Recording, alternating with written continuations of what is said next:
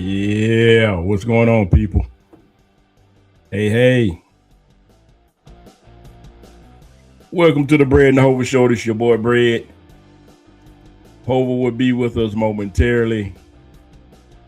Good to be here. Happy Black History Month to everybody. And so that's a big thing. We'll be talking about that a little bit later in the show. But that's American history too. So yeah, let's get it. Welcome to the Bread and Hover Show. We are here every Wednesday night from 9 p.m., 9:05 p.m. Just a little off time just to make sure everybody's, had a chance to gobble down something to eat or whatever. And, if we could be here at 9, great. So we get started around 5 after. And we're here until 10-ish.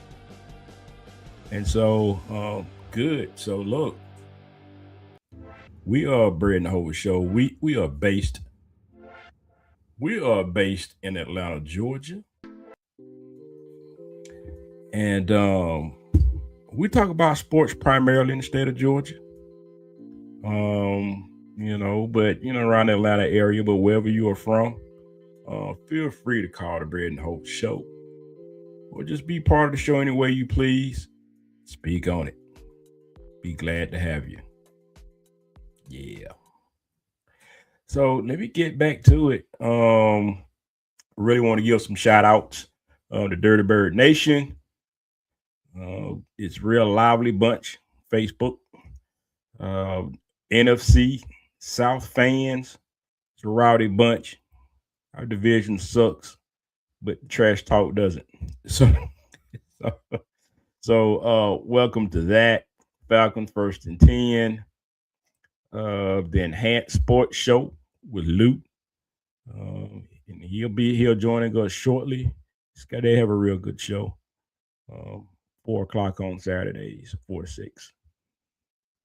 Shout out to NBC, Morris Brown College, going through accreditation this week, or reaccreditation.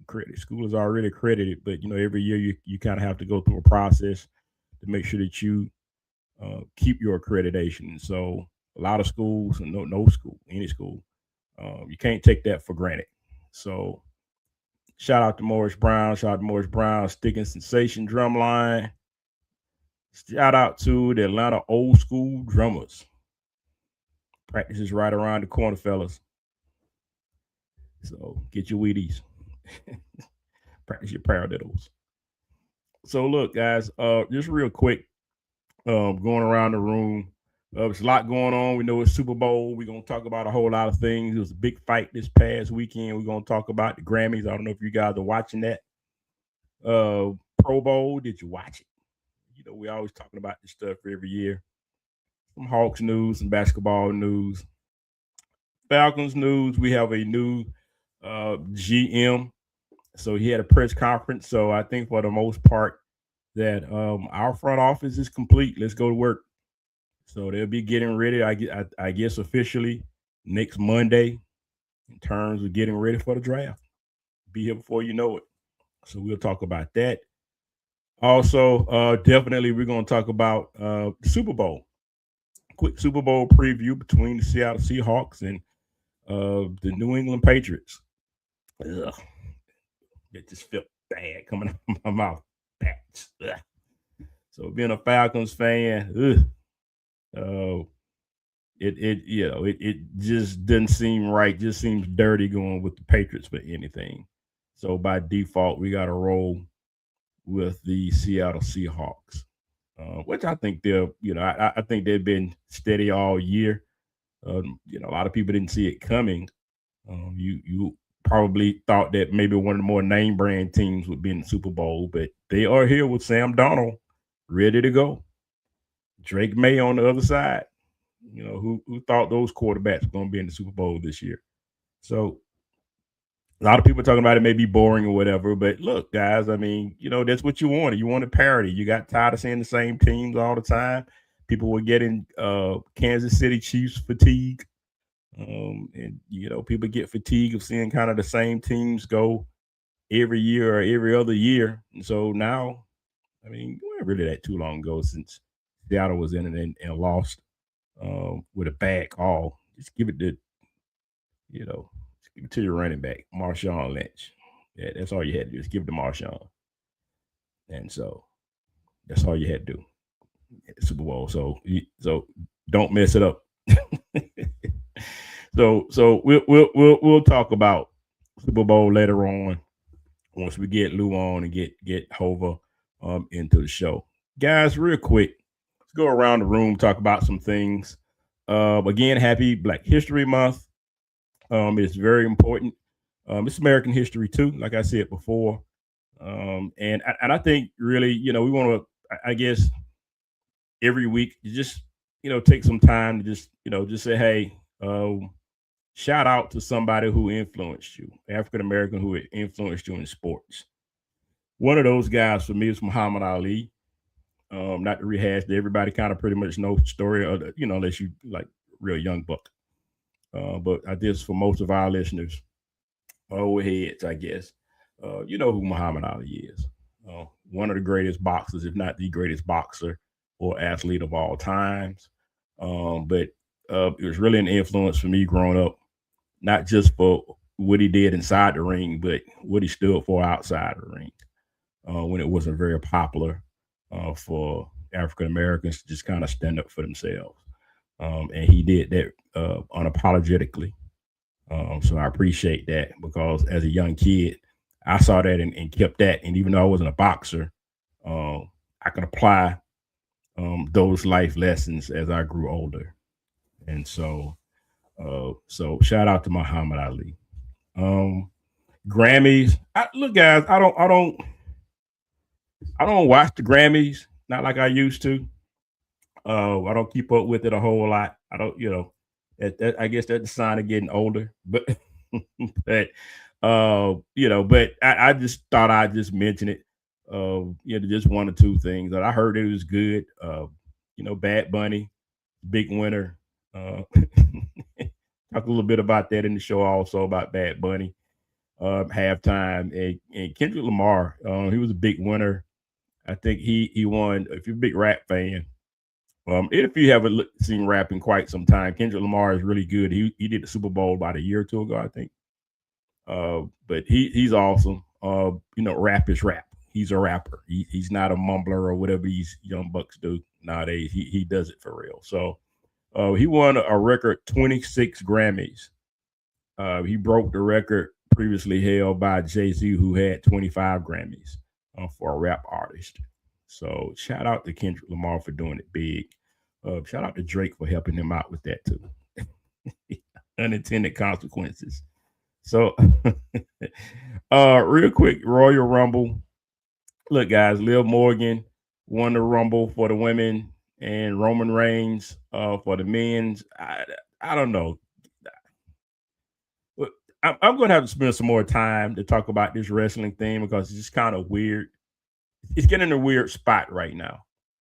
Very weird spot to where, which I understand that you want to get fresh new wrestlers, and I'm just talking about WWE. I'm not the others. I'm watching AEW right now.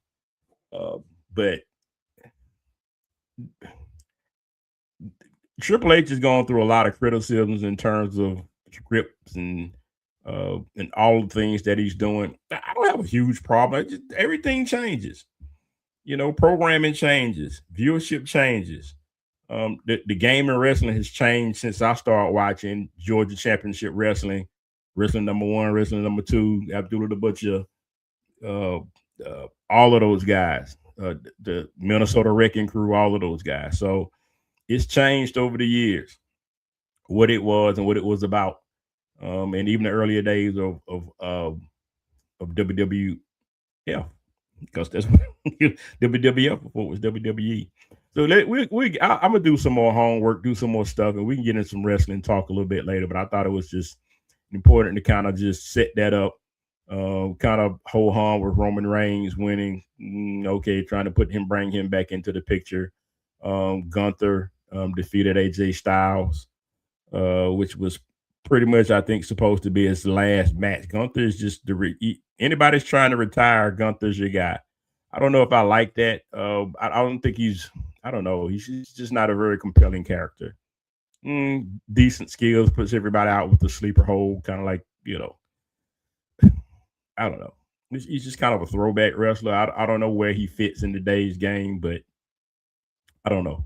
Uh, you know, we'll talk about that later. Braves are trying to find a new home in terms of a new network. Good luck with that. Just go back to TBS. I mean, this thing's not hard to figure out. I don't know what the Braves are doing. Just go back to TBS or TNT and be done with it. Strike it and be done with it. But I think they're trying to launch their own network, like a lot of backed by I think MLB, like a lot of teams are already. I think Yankees got their own network, and some other ball clubs have their own network. So Hova, Yo, yo. there he is. Yeah, man. Sorry for the delay. I was stuck in the matrix a little bit, but Oh my goodness, yeah, that man. Matrix, boy, Yeah, that the Matrix matrix. is deep. Yeah, man. Just when you try to get away from it, man, it just you never know. But anyway, I'm here, man. I'm here. Yes, yes, sir. We doing a rapid fire, man. Kind of going through around the room, man. You coming at a perfect time because I've done some shout outs to the Grammys. We don't watch it as much. Little Royal Rumble stuff, Braves. And I'm gonna go to boxing, but before I go to boxing, man, and it'll be probably a good transition. I've started out the show with the wishing everybody a happy Black History Month, because Black history is American history too. And so, and sports related, and I just want so much we could talk about, from music to entertainment to Water, ingenuity and water, everything. water. Thank you, baby. And so what I did was just uh, say, well, in terms of sports related to sports, what was that sports athlete that influenced you the most? And for me, that would be Muhammad Ali. Not just on what he did inside the ring, which was astonishing. I still watch his old films whenever it pop up.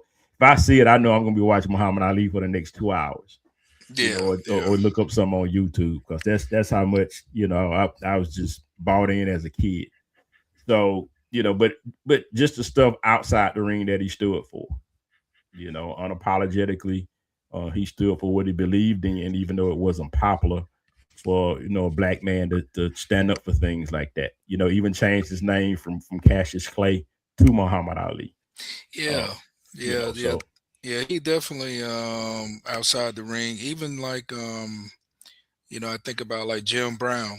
He hmm was another guy, that hmm um had a community where, or more or less, he was an activist about, the civil rights movement and things of that Yep, nature. yep. Um so yeah. Yeah, So yeah. Excellent. So what I think we'll do, we'll highlight somebody different next week. That we come on the show for Black History Month to just highlight somebody. They don't have to be an athlete, but I think we talk mostly sports here. I thought it's kind of good to kind of, because I think sports kind of brings us together too. Um, and black, white, and Latino, everybody else plays the sport, has grown over the years, and so yeah. yeah, I just thought it was just apropos to just kind of put that in the mix. Um, Boxing, man. Moving on. Talk. Speaking of Muhammad Ali, we had a fight between Shakur Stevenson and Lopez. He defeated Lopez, man, and it wasn't even close, man. Unified decision. He becomes the number one guy in two divisions. So congratulations to Shakur Stevenson with Yeah. a just an excellent victory, because I thought that Teofimo Lopez was just really he's really a decent fighter, man. Yeah, man. Congratulations to Shakur. I definitely felt like Lopez was going to bring it. He Yeah, does awkward style, yeah, than unorthodox rather than Shakur. So I felt like Yeah, it definitely could be an interesting fight.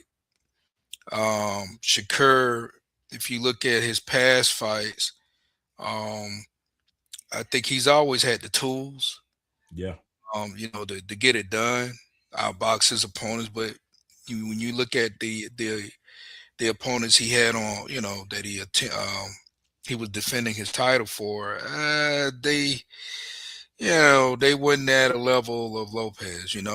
I yeah, mean, he would just kind of, uh, I don't want to say scrubs, but you know what I'm saying. He yeah. I mean, they were just trying to, get his win total nowhere up. near his talent. For Yeah, what he bring to the table.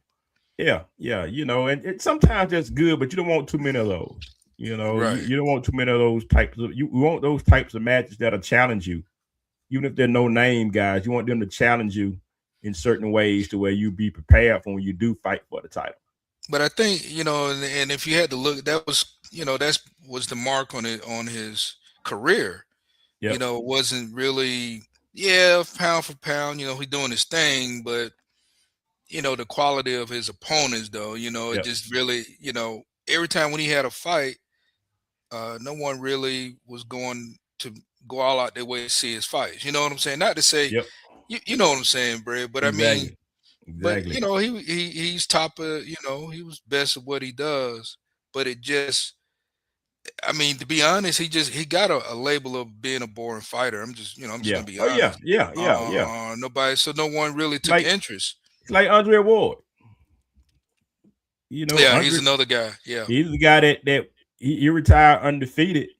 But it's just he was just not an exciting boxer. He was a technical boxer. But he could only fight the guys who would sign up against him because nobody really wanted to fight him because it was a tough fight for anybody to take, man. Because he sit up there and grind and break it down, get them body shots, man. Take his time and just he finally champ. Well, I guess you could say he finally, put a challenging fight with God, I forgot the guy I name. know who you're talking about. Yeah, it's I can't think. I see his face, but I can't think of his Yeah, name. yeah, you know what I'm talking about though. Yep, yep. So he did, did take on. A matter of fact, I think those guys they had two fights. So um, so he did make it a little interesting. Same thing with Shakur. So Yep. you're right. They're both styles. Styles make fights, uh, but I felt like one thing I felt like going into this particular fight, I thought Shakur Stevenson, his defense was going to be challenged. Yeah. Yep. With Yep. because of Lopez, he's unorthodox. He's kind of a brawler type guy. So Yep. Yep. I kind of felt like he was going to be bringing it to Stevenson, and I knew his that was something I kind of had a question mark with Stevenson, though.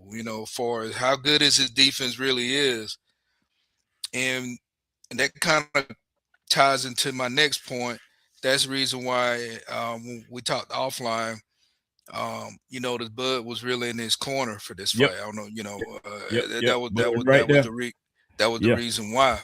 Yeah. Bud was right there. That was exactly the reason why, Yeah. because Yeah. he knew that wasn't his strong point. I think Shakur knew he knew that wasn't his strong point. Yeah. He knew that, oh yeah, I can box, but my strong point is in my defense, Yep. and Yep. I'm going That's what against a got him. guy who's is Yep. so he did the right thing, man. Yep. We talked about it. He got Bud to help prepare him Yep. technically for this type of fight, and it showed, and it paid dividends. And it paid off. And he stood there right in front of him because even though he moved well, Yeah, yeah, I yeah, think yeah, I yeah. think Stevenson stood there in front of him. So a lot of folks say with those kind of boxers that got big defense, good defense, to where he ran all night. No, he stood in front of him all night. He didn't go anywhere. Matter of fact, he walked him down a couple times. So it's just kind of like I Timo just personally, got frustrated. I will say this. I will say this. I think if he hadn't prepared the way he did with Yeah, Crawford in his corner, I yeah, think we would have saw that type of fight. I yeah, think probably. Yeah, I yeah, would have saw that type of fight where yeah, he's like, because that was kind of his thing. He was kind of running, and And I think we would have saw that, and that wouldn't have done him well with Lopez. They wouldn't have done him well with Lopez. Yeah. And he stood and when he saw it was working, he was comfortable. He was just like he was picking him off, man. He was like, man, Lopez like this is not the fight I prepared for. Exactly. Because Lopez knew what he was gonna do, but and I think he was more or less thinking that Shakur would go like because I think he prepared for that type of the fight with him, what he normally would do. Yep. But he realized, like, hey, wait a minute, this guy's not running. He's actually breaking. He's going. He going to me with the fight. He bringing it to me, and his defense is off the damn chart. So, so that was the difference. And I don't know. To me, I'm gonna be honest, Brad. He looked like a Crawford. That's what it looked like to me. Because that's what Crawford. Go ahead. You're right. I mean, I think when you're talking about guys who are not not just able to, not just able to box and implement skills in the ring, but able to train somebody else too. That's a whole. Everybody can't train effectively, and those types of boxers. He's like, no. I know about these type of boxes right here. Shakur, no, that's my guy right there. He can pick it up, and he even he gave him all kind of he gave him all kind of praise. Yeah, because he know he could. You hit a very good point. Not all boxers can pick it up, right? Not all can pick it up. But hey, but like, hey, that's my guy. Hey, that's my guy. And the thing about it too, credit to Stevenson, because you have to want to be taught too. You have to be teachable. That's all I got. That's I ain't even got to say it. Exactly. You got all bosses can't say that. They think they there. They arrive. They can't learn nothing. Hey, you got to eat some humble pie. And I think but not all bosses can do that. See, all can do that. I'll give you a good example. Deontay Wilder. We talked about it. No, he wouldn't eat the humble pie, man. No, he's not coaching. He want to lean on that test. But see, Purnell, who I forget. Yeah, he was in his corner training them. I think it was. Yeah, he was in, or was it? I can't remember. He had the guy in his corner helping him, trying to prepare him how to box. But he couldn't adapt. He didn't listen, man. He went and got somebody else to play along with his style of what he does. You see. So anyway, but we won't go all the way sidebars on that. Let's move on. But who you think next for Shador? I mean, not for Shakur Stevenson. Well, what's his name? Benson. I think I'm saying his Hunter. Oh, Devin Haney. Not Devin. Well, I think Devin Haney would be definitely a good match for him. I think that should be a good fight to make. Yeah.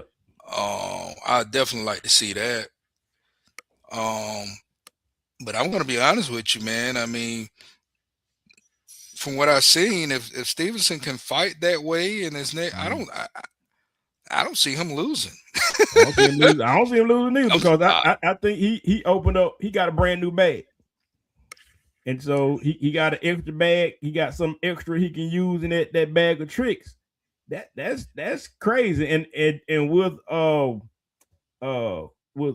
Crawford, for the most part retired, at least for right now, he ain't even got to worry about facing him.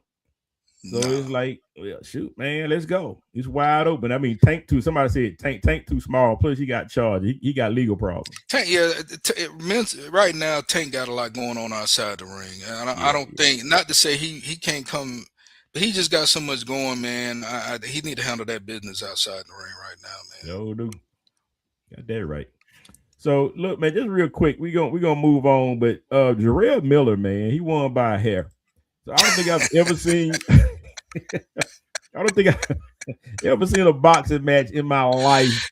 Hey man, I've been riding that clown. I've been clowning on that all, man. Hey man, every time when I'm just like needing a good laugh, man, that thing just keep popping up, man. You got that wig split. Hey man, I can't get off that one, man. That thing is. Go ahead, Brett. No, I'm I just don't saying, it's think like, that. yeah. I mean, it's. I mean, how it happened, you get hit and then your hair start flapping up. We're just like, wait a minute, what am I watching? But what's so funny about it is he still won. That's what He I still mean. To won. his credit, he He still won.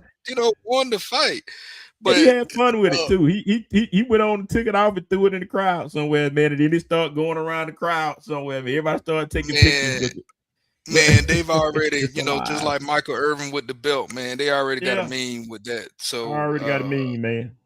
yeah, man. But that's some. But yeah, I that was some funny shit. I'm not even. it really was. It was funny. It's the Hey, funniest I've that ever that seen. that's and you Funniest know I've what ever really seen.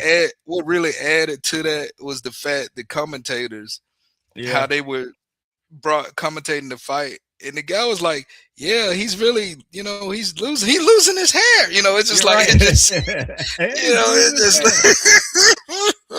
it's, oh man. Oh boy, But anyway, man, that was if nobody hadn't that's seen it, hilarious. man, that's some fun. Look That's it some up. It's funny worth ass. it. You want a good laugh? Look it up. I mean, that's some fun ass shit. So real quick, man. A lot of people. Did you watch the Pro Bowl yesterday? I'm gonna be honest, man. Brad, I'm gonna be honest. I didn't even know it was on, man. I mean, Yeah, that's just how much I was out of the mix. I'm serious. I don't know how I caught I it, but I know it was found out it supposed was to been on. on. I know, but I totally. So I'm gonna definitely say no to that. Yeah, I watched it. I actually watched it because there was nothing else on. Actually, it was nothing else on. So, Well, the reason I know where my excuse is my wife is preparing for her citizenship interview tomorrow. oh, okay, cool. So I've Yes, been helping her, there yeah, we trying go. to get ready, prepare for that, man. So There we yeah, go. There we go. that's what's going on, man. All right, good stuff. Good stuff. Well, I watched it for you. So, so look, man, look, and we talk about this all the time. We talk about it every year. Look, man, it ain't going back. Things have changed. It ain't going back the way it was when we were growing up. It's not. It's done. It ain't Well, going back. You can't. let me ask you. I mean, was there any? I mean, okay, was it exciting or what? I I mean, was thought it there was. anything This is my that they takeaway put from on a good? I mean, for entertainment purposes, was it. it Yeah. This is me. This is me. I think what was good about it is they had fun. okay? They genuinely had. I mean, you remember playing football as a kid, flag football and all that kind. That's what it was. They genuinely had fun playing the game of football. Wasn't just about the money. So that's what I enjoyed about it because they had a good time playing. And it was a good game. It was high scoring because you don't want no heavy defense game in an all-star game. You just want Well, scoring. Find out who wins. So I thought Hey, it was Lou. good. I enjoyed it for what it was. What's up, Lou? evening, guys. What's going on? Did you catch the Pro Bowl last night, Lou? No, I didn't see it, but I caught the highlights. I heard it was a very entertaining game, very high offensive scoring. No Yeah, defense, of course. it was really good. Yeah, And 56-42. yeah, 640 exactly. So it was because Okay, it was a lot of yeah. it was like because the AFC was up big by double digits, and then in the fourth quarter, NFC just came back. Man, they were just. I mean, and I like the way they rotated quarterbacks. They just rotated quarterbacks every series. It wasn't like just one half, the other. No, you saw them the entire game, and it just rotated them through every series. It was enjoyable. I enjoyed it. I had a good time watching it, and I think the bigger picture, guys, is I think earlier that day they had like the All-Star women's Why flag would you have it football. on a Tuesday? Well, I think they're experimenting, Lou, with viewership, and I think that they're just playing around because of we said it last week with baseball, MLB moving their big game, home Well, run that's the derby and all summertime. that stuff That's to different. Tuesday. And you don't have any competition on Tuesday. Well, So wait, NBA Tuesday, NBC. I'm under that. So, well, yeah. yeah. I think they had a couple games Well, the thing on. is with the NBA, with the MLB, that's the summer. That's different. Mm, That's the summertime. In the yeah, middle of winter. yeah, and I don't know why they went away. They may go back to Sundays. I don't know, but I think Yeah. that the NFL is in a point where they're just experimenting with a lot of stuff to just kind of so it doesn't get stagnant. Be I careful think. how you experiment. Might cost you. Yeah, I think I think they should just have it on Saturday night, man. I think there's nothing better than the Pro Bowl game, whatever it's going to be, on a Saturday night. Even though you got college basketball on Saturday, which man, put it on Saturday night or Friday night or something like that, and be Both. done with. So Yeah, I mean Sunday night is not a problem. I don't have a big problem with Sunday night. It's been on for Sunday for years. I don't know Yeah, why they because also switched it. as well. Yeah, I don't have a big problem with it It's at Sunday all. afternoon. So that's I'm fine with that. Yeah, but I I There's think nothing wrong with yeah, I think they're in a good spot right now. Other than the day, Lou, I think they probably I don't know just take it back to the weekend like Saturday or Sunday and be done with it. But I thought it was Yeah. exciting. They kind of set it up in San Francisco like a it looked like a I think it looked like it was in a convention center. I don't know, like next to the stadium or Yeah. something like that, which is fine. That's what you want to do. Only thing I would add was I don't know if you guys remember back in the day, you used to have like the fastest man contest in the NFL and then the strongest man contest, that Yes, kind of stuff. yes. I would just add that as a caveat because that's bragging rights. Like, man, Tyreek Hill against, let's go, let's see it. Yeah. I love to see that because that's bragging rights that right there. You can market that. So that's the only thing I would probably add to the Pro Bowl experience, and just keep doing what you're doing. I think the flag stuff is going to be bigger because the flag football is going to be adopted into the Olympics, and so I think they're just gearing themselves, just getting people ready to support flag football in the Olympics for USA. That's where that's going. Okay. That's where that's going. I'm just saying, guys. Real quick, Okay. shout out to Jalen Johnson of the Hawks. He's been named to as an all-star reserve, but he made it for the Hawks. And so Trae Young is not here. Trae Young didn't make it, but Trae Young didn't play enough games to qualify. Move though, going to a team that has no potential to make the playoffs. Stupid. Yeah, it's Well, it's funny, Trae Young. Then you got Anthony Davis there in the same team. but it's Neither one of them are playing though, right? neither one of them. But here's the crazy part, guys, is that the rumor is that the Hawks were supposed to get Anthony Davis to bring him to Atlanta and keep Trae. Mm-hmm. That was the thing. And so all of a sudden, AD gets hurt, rumor dies down, and then Trae gets traded. So and now he goes to Washington, and now AD, is in Washington too. And it seems like I think the Trae thing goes both ways. I think Trae wanted some help. I think he wanted AD. I didn't want it, but I think Trae wanted it. And so I think the organization's like, okay, we're going to try to see what we can do to get it. Well, he got hurt, and well, what are we gonna do with that? We went ahead and then Trae like, look, man, I'm out of here. Send me somewhere. I ain't got to stay in Washington, but I got to get up out of here. And so he got up out of here, and he's in Washington. And what do you know? AD is with him in Washington instead of Atlanta. That's what's going on. So I just thought it was very interesting. Yeah, interesting. Yeah. Just real quick, we're gonna go to before we go to Falcon stuff, guys. Just real quick. What's the guy's name? Kevon Spellman. Yeah. Number one running back in the country in 2027. He's projected to go to the University of Georgia, but you know how college football is nowadays. I believe it when I see it. Because between now and 2027, next thing you know, he'll be playing for Alabama or Ohio State. So I'm glad the young man is interested in being a Bulldog. I hope it stays that way because we really need a running back. So kids nowadays, man, they say one thing, but I don't know. You can't hold their feet to the fire nowadays. Yeah. So good luck with that, Bulldog. So look, Falcons got a new GM, Ian Cunningham. We talked about it last week, I believe, and he was one of the final two guys, and we picked him up on that Thursday or Friday of last week. Has experience coming out of Philadelphia, Baltimore, assistant GM in Chicago. Actually, I think you won a ring up there in Baltimore during that time. Yeah. So he's got experience in terms of building teams. He was instrumental in turning around Chicago in 1 year, being a playoff team.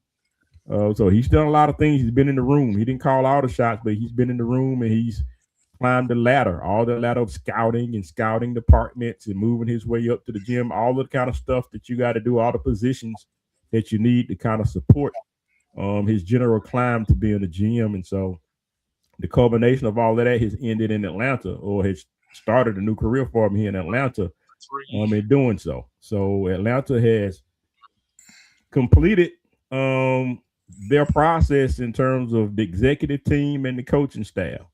However, I know it's too early, and I'm gonna ask Lou the same question. So we coming around to Lou, you too, Lou. How would you? What would be the too early grade for the Falcons in terms of what they've done in moving forward? Two? You mean to say grades? Yeah, a grade. What grade would you give the Falcons in terms of their offseason moves so far for the executive? Well, judging from last season, of course, I think I have to give him a D. Mm-hmm. Hover, what you got? I get it, Luke. I get it. Yeah, I get where Luke coming from. Yeah, I get it. Well, this is outside when you look at the personnel starting at the top, this is Matt Ryan's first time at the on this rodeo, right? Being president, chief of operations. This is his first time running putting all this together or running the ship. I think as far as to give a grade, I mean, right, because there's unknowns. I'm gonna go with right now. I know Lou went with a D. I'm gonna go with a C minus. Yeah. I give it a C minus. And a big part of it is the unknown, right? Yeah, you're right. You don't know. You know, it's almost impossible to give them an A because you don't know.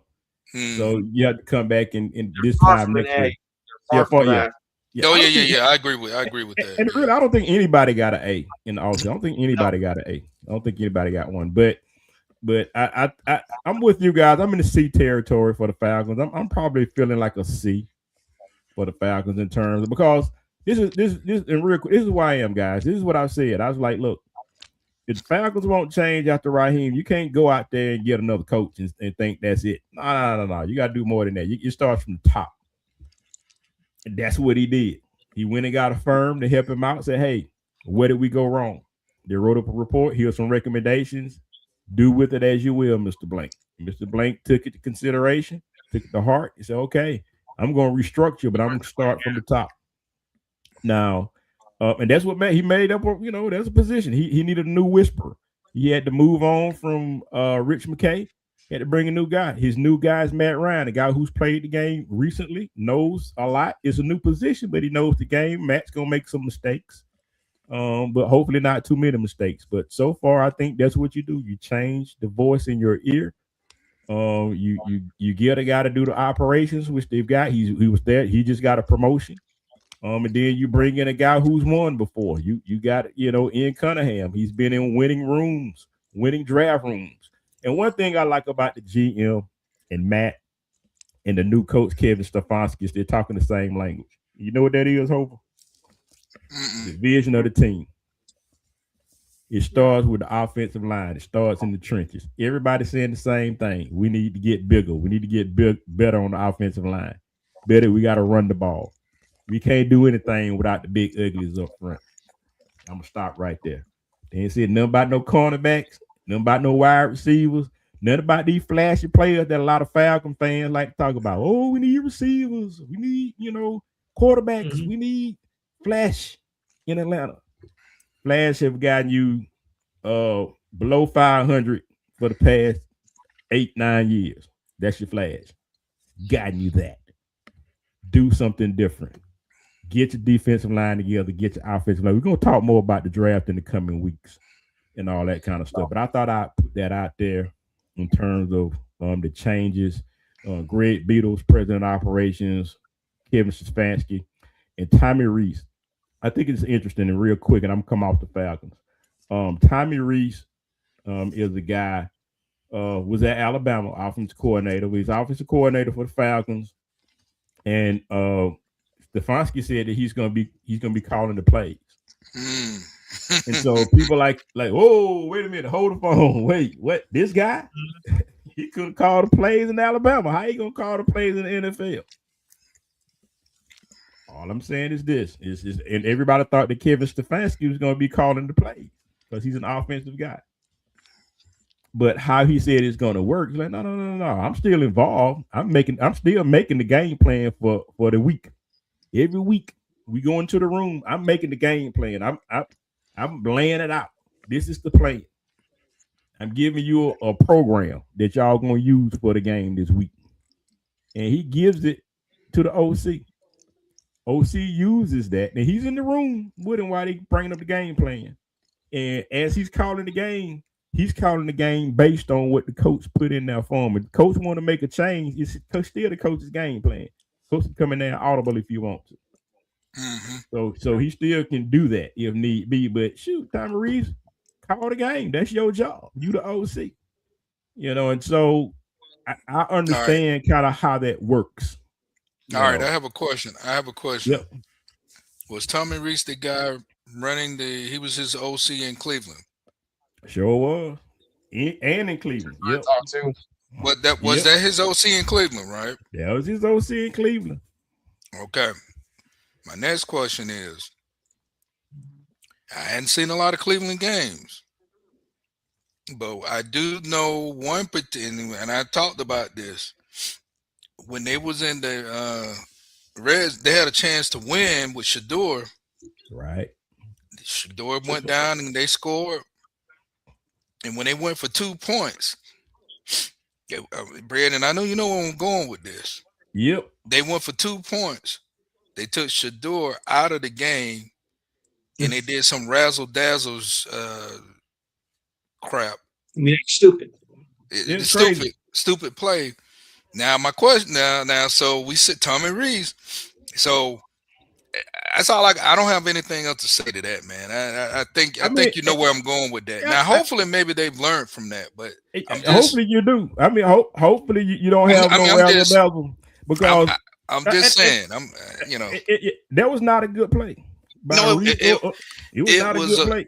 It was a horrible play. It was a bad play. I mean, but the culmination of their season wasn't like that. It's kind of like no. I'm not saying it's kind of like Kirby Smart. Like Kirby Smart made a bad call in that Ole Miss game. It was horrible. He did. The hell, Kirby, you should know better. So it happens to the best of coaches.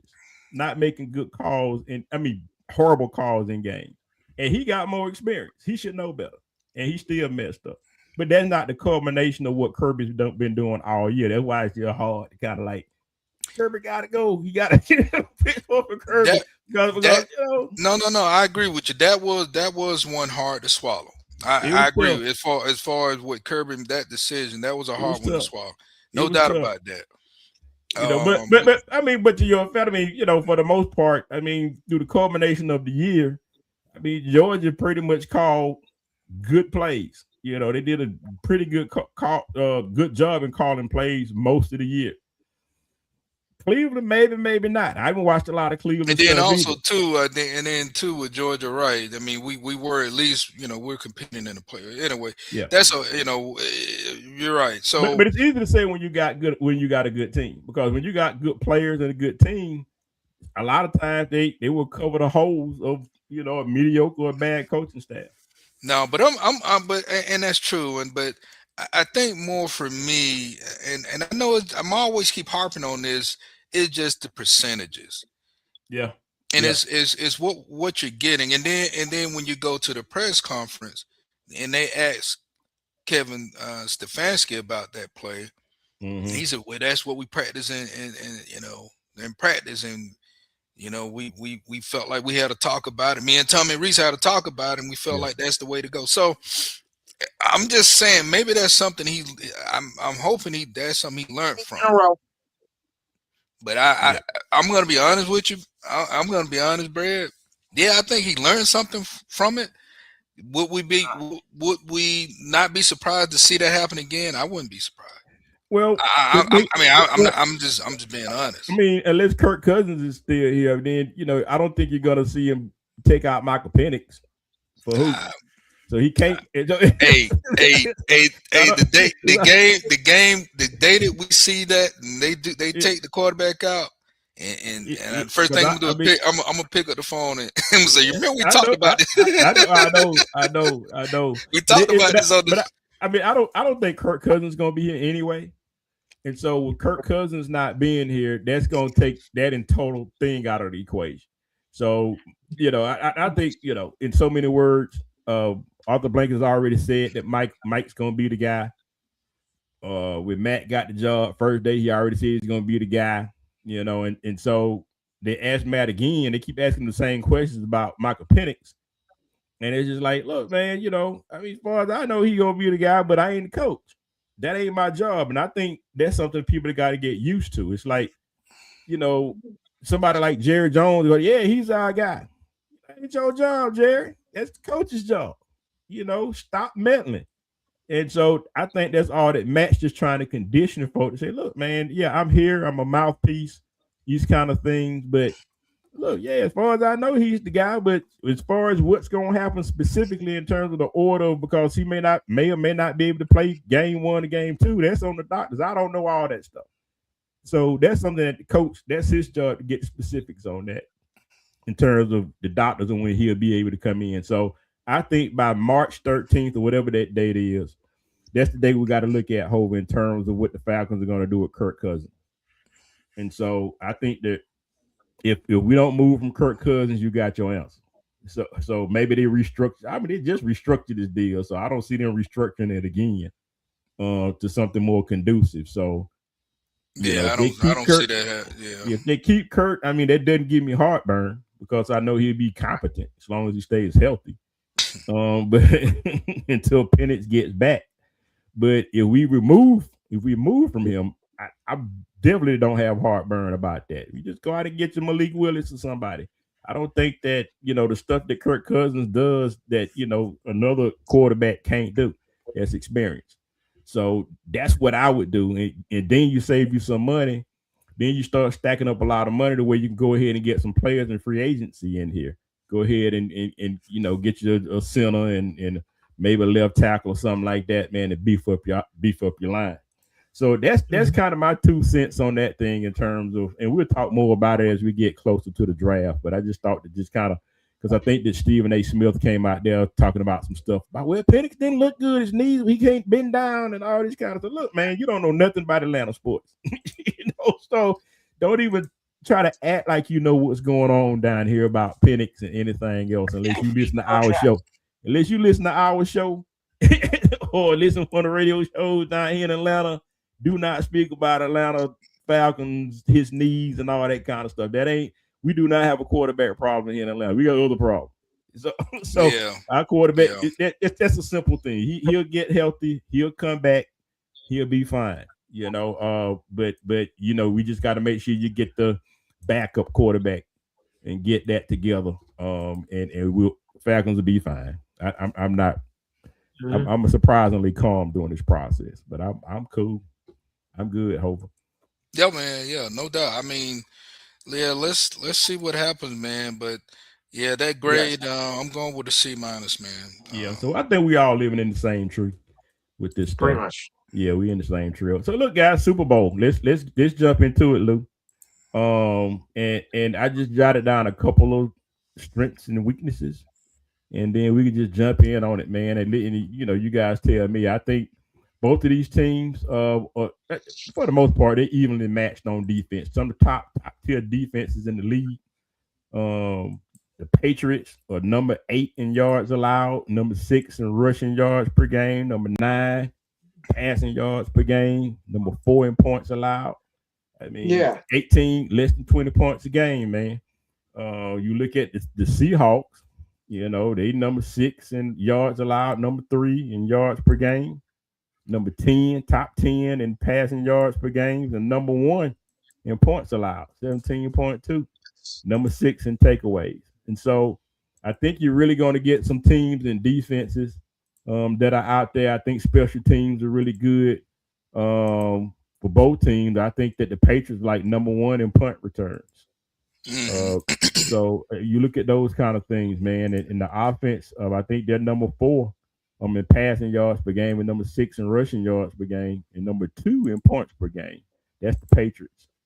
And the Seahawks are number eight in passing yards per game and number three in points per game. So you got these teams that are basically top five, top 10 in all of these statistical categories, Right. which is great. But I'm gonna leave it right there. I think I know who I'm going with for different reasons. But I'm gonna leave it right there, guys. Lou, I'm gonna go to Lou. Lou, what you think about this, man? What you think about these guys, and who you think's gonna come out on top in this game? With that defense, I don't think there's any doubt Seattle can, will choke. I think with that defense, they're gonna just, take control. It'll be a very defensive game, but I think they'll have enough defense to overtake the Patriots. It'll be a fairly low scoring game, to be honest. I'm gonna say what uh 21-17, kind of along those lines, maybe even 17-14. So Mhm. defense is gonna be a key issue in this game, and I think the Seahawks have enough to overtake the Patriots. At least I hope so. Yeah, right. Yeah. What you got? What you got for a hope? Yeah, I agree with Lou. It's gonna be a defensive game. Um, I like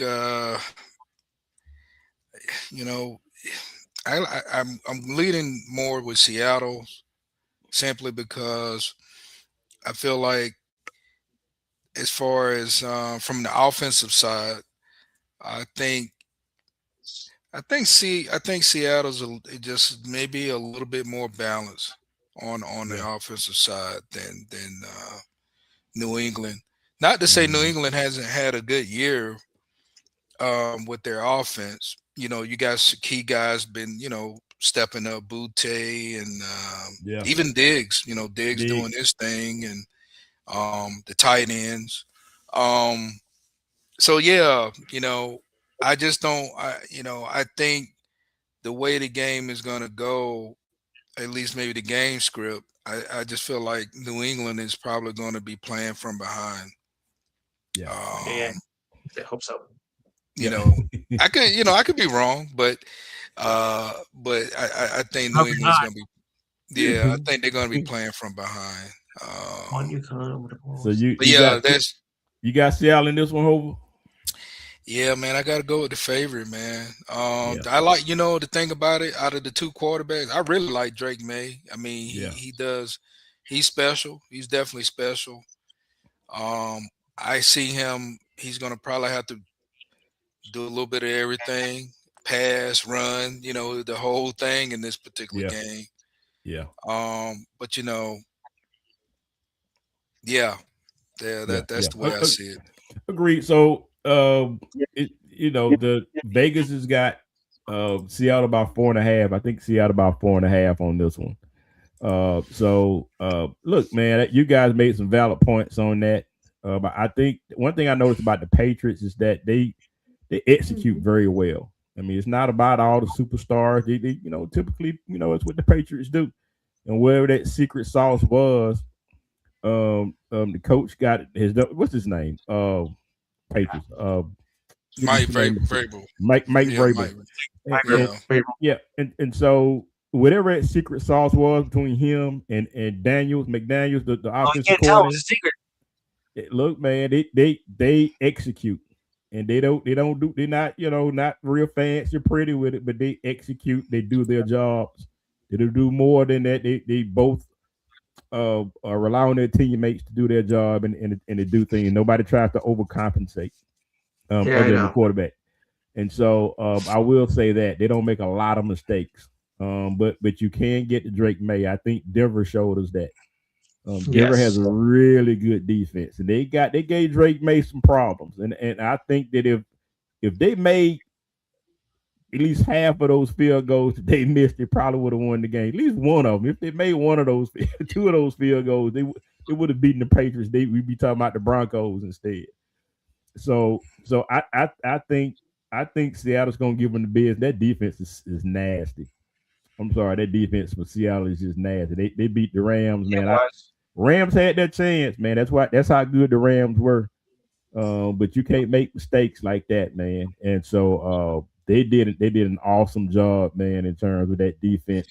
But you I know think they're what's gonna give funny? Drake May But some even problems. but the Ram, but if you look at the Rams comparing offenses, the Ram offense is a whole lot more Yeah, better than New England. You're talking about the quarterback play. Even going to the yeah, quarterback, I mean, yeah. they have a whole so. But I But think in points per game, I think they're like number two to the Patriots though. Hmm. And so well, the point, yeah, but yeah, so the Patriots put points on the board today. They're not as pretty as the Rams. The Rams got Puka Nakua, and they got Devontae Adams. They got guys that make it look good. And you got the possible MVP of the league playing for them. So of course, it looks better coming from the Rams, but look, for them to beat the Rams, man, I think that's a precursor in terms of what they're gonna do to the Patriots. And man, what do you got? I mean, look at Sam Darnold, guys. Who saw that Yeah, coming? Really, yeah, Sam Darnold? And yeah. he's on fire, man. He's on fire. I mean, You Kenny know, Walker, the running backs looking good, man. He been looking Sam. solid. Yeah, Sam. I mean, yeah, he's Sam Darnold's playing with a lot of confidence, man. yeah, he is. You look at that lad, yeah, the Rams. I mean, damn, yeah, he was. I mean, he's playing with a lot of confidence. Not to Yeah, say Drake May isn't either, but you just but look man, at, like you said. I think the thing is, as far as which offense can protect the quarterback the right. best. That's it. You know, I'm spending and that I mean, thought I right mean, there, seriously. I mean, when that you look, part. like, who can protect the quarterback the best? That part. And I think I'm leaning Seattle. But look at this. And all I'm saying is I'm not taking anything away from Drake May and Sam Darnold for that event. But look at Sam Darnold's been traveling. He's been playing for a couple of teams. Yeah. He ain't a superstar quarterback, but he's on fire. That's what I'm trying to tell people. It's like, look, you got to have the right. You got to protect the quarterback. Number one, that means your offensive line. You got to make some ugly picks that fans don't understand. But if you know what you're doing in the front office, you can solidify that wall in front of the quarterback. That's what the Falcons got to do. You got to make some Yeah, some some picks, and you got to make some free agent moves that solidifies and makes that offense. People think the offensive line, oh yeah, we good. No, we're not. We want to be the No, we're best not. offensive line. So you I got to you mean, got to but upgrade. you, You got to upgrade but you the know what, offensive line. man? I got to give credit to the offensive Clint Kubiak. Oh, That Kubiak. Oh guy's yeah, call. That guy's calling. I mean, he's calling he's some come. hell of a. Yeah, he, If he's you look he's at not that, missing. yeah, I mean, when you look at that against the Rams, man, I think we were talking about it on our chat line. Steven said it. He was like, "Man, that Clint Kubiak, Yeah, Yeah. he's not missing a beat with the yeah, play calling. I mean, it's just like, yeah. sheesh." But I still even though that people wanted him and I wanted him in Atlanta. But he's first time coach, and that's not what Arthur Blank wanted. Arthur Blank wanted some experience. That's why he went with that guy. Understandable. But But but I I, mean, I yeah, go mean, ahead. because we have not had the Falcons have not had good luck with first time coaches since Dan Quinn, and so that's not Right. good. So it's like, damn, we chose these first time guys. Everybody learn on the job, man. It's just a never ending cycle.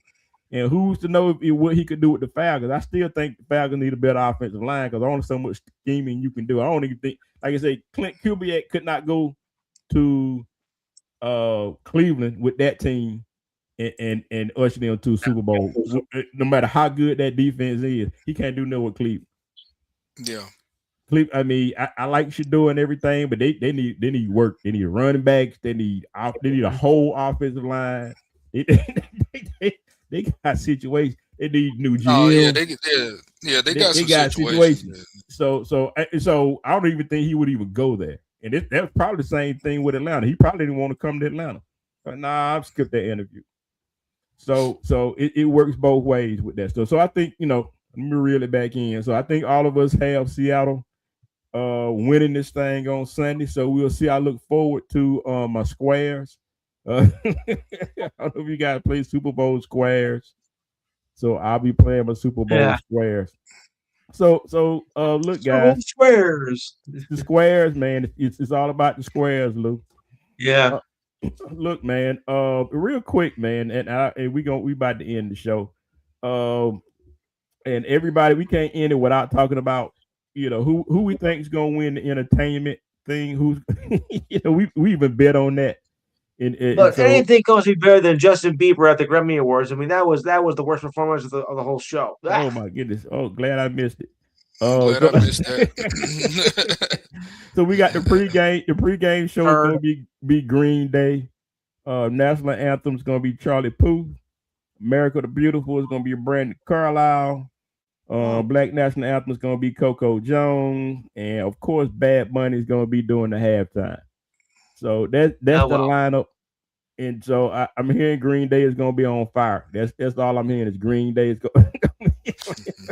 So God for 30 years, huh? We'll see. Yeah, come on, man. You know how they do it, man. Come on, you already know. Ain't the NFL did it on purpose. So I'm glad they did.